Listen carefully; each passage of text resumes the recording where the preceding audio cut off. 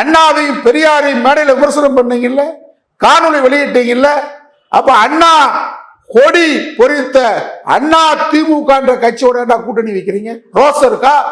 உங்களுக்கு வாக்கு இனிக்குது, மேடையில அண்ணாவை இழிவா பேசுவீங்க.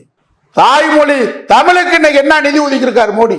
செத்த மொழி, அழிஞ்ச மொழி, வழக்கு மொழி இல்ல, பேச்சு மொழி இல்ல, எழுத்து மொழி இல்ல. சமஸ்கிருதத்துக்கு எத்தனை ஆயிரம் கோடி இன்னைக்கு ஒதுக்கி இருக்க? முருகப்பெருமான் மாநாடு நடத்தினையே, தமிழுக்கு என்ன நிதி ஒதுக்கி இருக்க?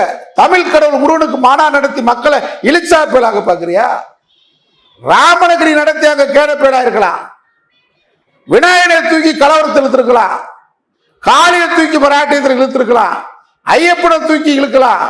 தமிழ்நாடு எல்லா கடவுளையும் மக்கள் ஏற்றுக்குருவான், வழிபடுவான்.